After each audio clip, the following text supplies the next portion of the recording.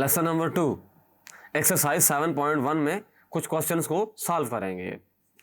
Question number 1, 2 and 4 को solve करेंगे। ये देखें, write the vector P Q in the form of X I plus Y J if P एक point दिया हुआ है, क्यू पॉइंट दिया हुआ है। अच्छा, ये देखें यहाँ पर दो पॉइंट्स हमें गिवन है, एक का पी पॉइंट और एक का क्यू पॉइंट। देखिए, प्लेन के अंदर बात हो रही है, जो कोऑर्डिनेट प्लेन है, जैसे एक्स एक्सिस है, वाई एक्सिस है। तो जब कोई भी पॉइंट इस प्लेन के अंदर होता है तो हर पॉइंट एक वेक्टर होता है, और वो जो पॉइंट होता है वो उसी वेक्टर का पोजीशन वेक्टर होता है। फॉर एग्जांपल, अगर पी पॉइंट है तो ये पी पॉइंट के अलावा ओ पी वेक्टर भी है। अगर क्यू पॉइंट है तो ये क्यू पॉइंट के अलावा ओ क्यू वेक्टर भी है। हमें चाहिए पी क्यू वेक्टर। तो बेसिकली होता है कि यहां पर देखें, एक्स आई प्लस वाई जे वाली बात की गई है। तो एक्स आई प्लस वाई जे का मतलब ये होगा, एक्स आई प्लस वाई जे का मतलब क्या होगा कि एक्स जो है वो आई कंपोनेंट है और वाई जो है वो जे कंपोनेंट है। आई जो है वो एक यूनिट वेक्टर है अलोंग एक्स एक्सिस, यानी एक्स एक्सिस की डायरेक्शन बताने के लिए आई कैप या आई यूनिट वेक्टर है, और जो जे कैप है, जो जे यूनिट वेक्टर है, वो वाई एक्सिस की डायरेक्शन को बताने के लिए है। तो सबसे पहले लिखेंगे given.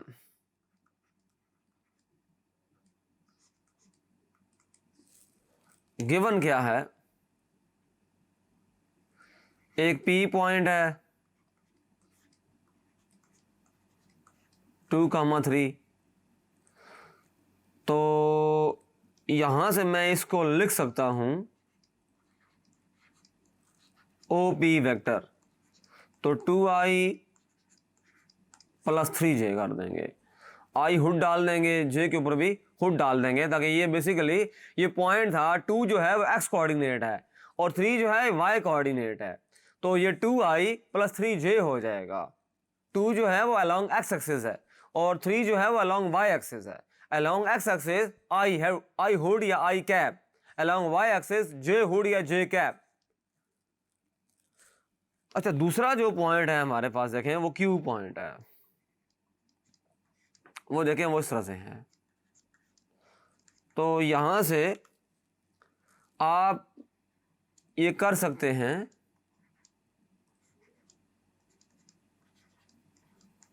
Six I minus 2j।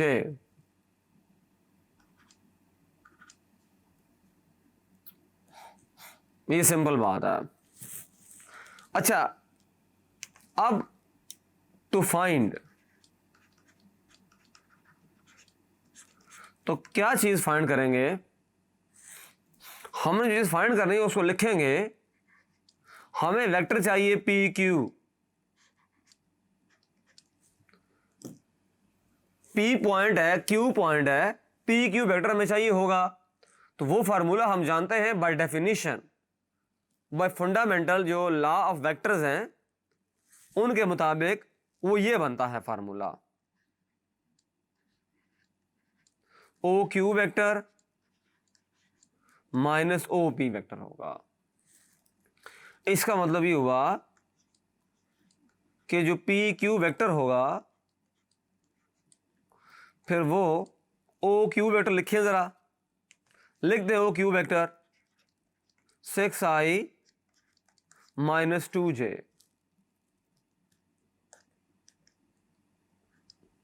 Minus 2i plus 3j। This implies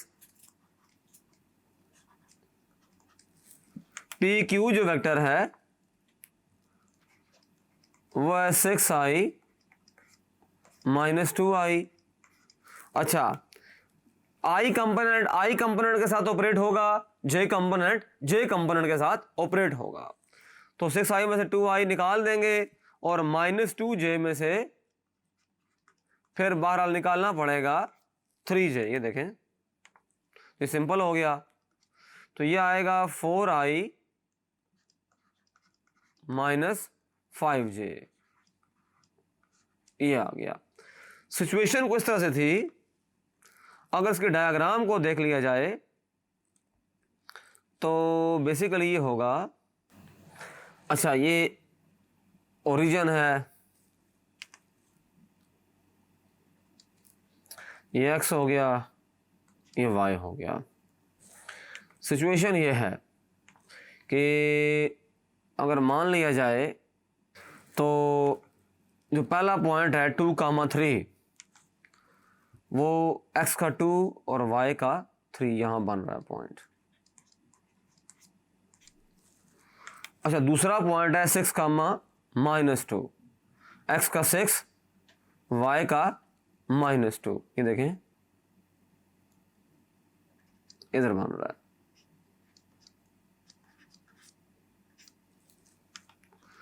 अच्छा अब बड़ी आसान सी बात यह है कि ये पॉइंट है P, ये पॉइंट है Q। अच्छा ये हमें जो चाहिए, हमें चाहिए PQ वेक्टर चाहिए। देखें ये जो PQ वेक्टर है ये चाहिए हमको। अब यहाँ पर सच होगा कि ये पॉइंट जो है ये बेसिकली ये OP हो गया पोजीशन वेक्टर और ये OQ हो गया पोजीशन वेक्टर। ये जैसे आपको समझाने के लिए है, इसलिए तो बेसिकली होता है कि हेड टू टेल रूल जब होता है तो हमें हमारे पास ये होता है OP vector plus PQ vector, ये इक्वल होता है OQ वेक्टर के, हेड टू टेल रूल। तो इसमें इस तरह से होगा कि PQ जो वेक्टर होगा फिर वो इक्वल हो जाएगा OQ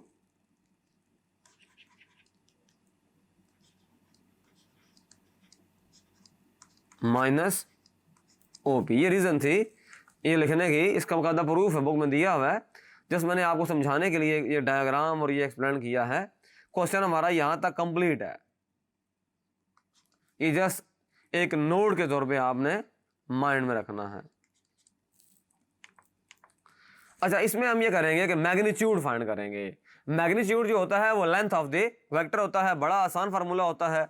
देखिए हमारे पास कोई वेक्टर है xi प्लस yj, इसका जो मैग्नीट्यूड होगा उसका मतलब ये होगा कि square of i component square of j component, यानी x स्क्वायर प्लस है y स्क्वायर। सिंपल है। तो यहाँ पर u का जो मैग्नीट्यूड है उसका मतलब होगा 2i माइनस 7j का मैग्नीट्यूड। तो i कंपोनेंट का स्क्वायर ले लें और जो भी j भी कंपोनेंट है जैसा भी है वो माइनस में है प्लस में है उसका स्क्वायर ऑपरेट करें, सिंप्लीफाई करें। 2 का स्क्वायर 4, 7 का स्क्वायर 49। अच्छा अब सिचुएशन ये है कि u का जो मैग्नीट्यूड होगा वो होगा 53 हो जाएगा।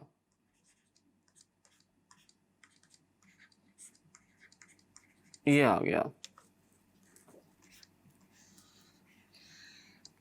√53 यूनिट। अच्छा नेक्स्ट जो है देखें u को लिखने के बहुत तरीके हैं, तो ये भी एक तरीका होता है u के लिखने का 3,-4। ये पार्ट नंबर 2 है इसी का, बल्कि 3 पार्ट है, ये देखें थर्ड पार्ट है। तो इसका मतलब है u को मैं यूं भी लिख सकता हूं 3i माइनस 4j। u का मैग्नीट्यूड जब लूंगा तो i कंपोनेंट का स्क्वायर लूंगा और j कंपोनेंट का स्क्वायर लूंगा। ये छोटी क्लास में आप पढ़ चुके हैं ये सारी चीजें। तो 9 + 16 स्क्वायर रूट ऑफ है 25। तो इसका मतलब ये हुआ इसका जो आंसर है u का जो मैग्नीट्यूड है वो आ जाएगा 5। ये सिंपल है। अच्छा find the magnitude of the vector u, ये तो हमने इसी को सॉल्व कर लिया, जस्ट रिपीट हो रहा है यहाँ पर। ये आपकी प्रैक्टिस के लिए है ताकि अगेन आप इसको प्रैक्टिस कर सकें। अच्छा, find sum of the vectors A B comma C D given the 4 points A B C और डी है। ये देखें, ये बड़ा सिंपल है। ए बी पहले फाइंड करेंगे, सी डी फाइंड करेंगे, और ये बेसिकली पोजीशन वेक्टर ऑफ ए है, पोजीशन वेक्टर ऑफ बी है, पोजीशन वेक्टर ऑफ सी है, पोजीशन वेक्टर ऑफ डी है। तो मैं ए बी फाइंड करूंगा। ए बी का मतलब ही हुआ position vector of B minus position vector of A. तो पोजीशन वेक्टर ऑफ बी का मतलब ही हुआ कि पॉइंट बी यानी 2,0 और माइनस ये होगा 1,-1, तो 2 - 1 हो जाएगा, 0 + 1 हो जाएगा, ये आ जाएगा 1 और ये आ जाएगा 1। तो ये ए बी वेक्टर आ गया। अच्छा, फिर मैंने फाइंड करना है सी डी वेक्टर।